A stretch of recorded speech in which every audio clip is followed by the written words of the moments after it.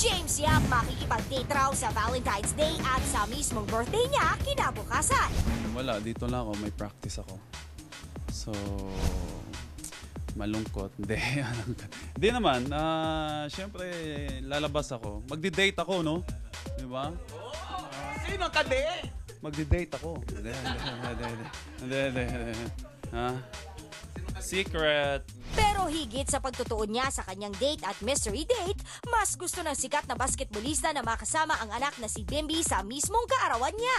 Wish ko. And then, kaso lang nung balita ko, aalis yata sila eh. Hindi ko alam eh. Pero tingin ko aalis ang birthday ko. So, di ko pa sure kung totoo.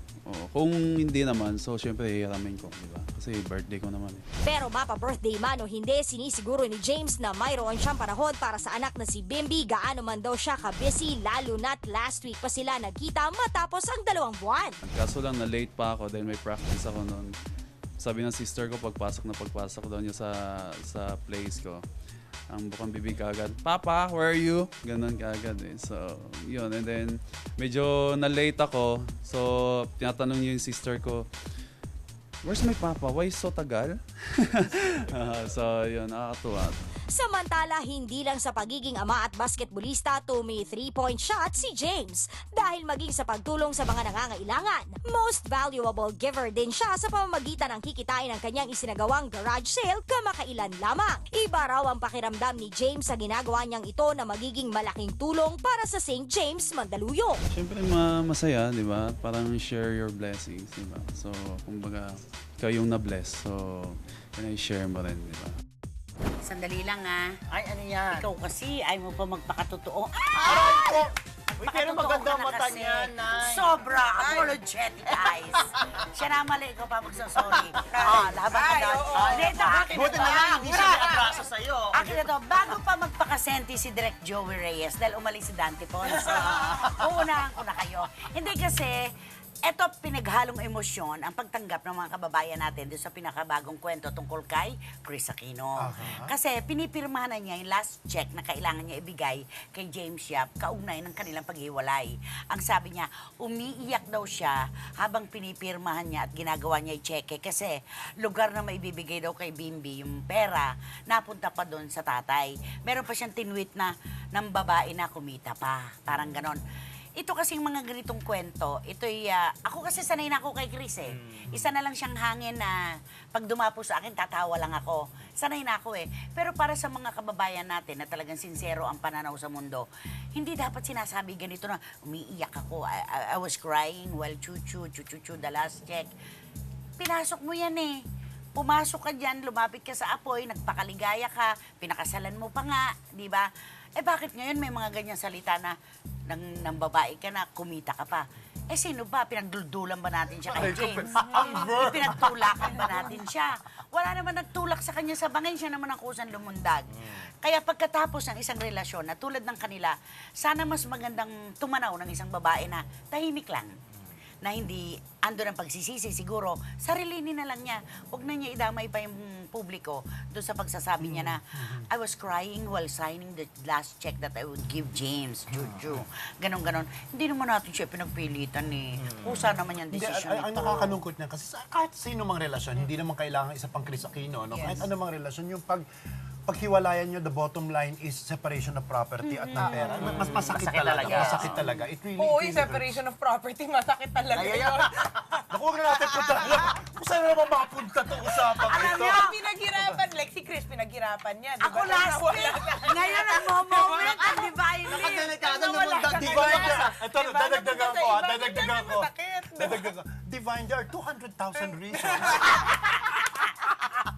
for this. Di ba, pero masakit talaga. The Masakit. divine promise. Na nakakalungkot ang bottom line pag hiwalayan, hindi na yung emosyon na ina-invest, kundi yung mga propiedades at saka yung mga pinipirmahan. Tama. Malungkot. At saka, sa isang relasyon, bottom line, walang pumilit sa'yo. Walang, Oo, walang totoo. nagtulak sa'yo para pumasok ka dyan. Desisyon mo to. Lumigaya ka pansamantala, dumating ang problema, nagkahiwalay kayo, quits. Diba? Kaya Chrissy, ako, ingat Dante na. Ponce. Hindi, Okay. ingat na ingat po ako. Dahil may quit si Mami. 200,000. Pero at least, Nay, ito Mami, parang si Mami, mahigpit si Mami. Mami, I know your watch. At bago ka mag-ingat, pampalamig. Ay, sarap yan. Ulit na Alam mo, ito yung gustong-gusto ko yung maliliit na bakery. Sabi ko, Di ba, ang favorite ko yan. sarap-sarap? Pero araw-arawin kami yan. Kalabisan. Oo, kamusta naman? Pahingin naman ang platito. Ayan, eto na po. Ayan na. Yan. Ang ganda naman ng necklace mo, Shalimar. Yes. Ayoko nga yung binibili sa mga malalaking branded na mga tindahan. Mas masarap yung sa maliliit na Yung mga bakery. bakery. Diba? Shalimar, next time yung pineapple, alala mo yung pineapple na may kasamang gulaman. Anak, Oo. pahiram. Bago ka pa magsaksak na 200,000 reasons why we should like or more. or more. But wait, there's more. Ay, ang dami. Ano ba yun? Oh. Akala ko ba nagsasawa ka na? Ay, Dala-dala kumakain na. ako. Kain ka, pampalakas yan. Hindi, may hinihingi ako sa Diyos. Sacrifice ko. Lucy Torres, ako ba yan? Ay, aray ko. Oh, ito, hindi ko alam kung lalakas ang loob nyo rito. Relasyon din ito. Relasyon. Kahihiwalay lang nila. Pero ito si babae na naman ang medyo parang aning-aning. Ano? Eto daw, pag walang magawa sa buhay, tatawagin daw si ex, Ex, nasan ka? Andito ko sa Isud. Punta ka. Ito naman si ex, takbo punta. O bakit? Anong kailangan mo? Wala. O, kamusta ka na, exy? Yun ang tawag. Kamusta ka na, exy? May girlfriend ka na ba ngayon? O, ako nalilink kung kay ganito. Ganun siya, parang pinaglalaruan niya yung lalaki. Ito naman si lalaki parang syungaes. Tinatanggap lahat kasi mahal pa rin daw pala nung boy. Si ano. At saka ikaw sasabihin, o, kamusta ka na, exy? Anong mo sa buhay mo? Love life mo? Basta ako masaya ako. Meron ako pelikula.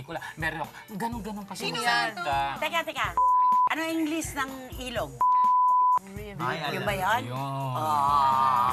Tamo, Hindi nasa ba yung pulpo girl ka sinasabi? na. At saka ang tawag pa ay, kamusta ka na, exy? Ginaganon-ganon pa.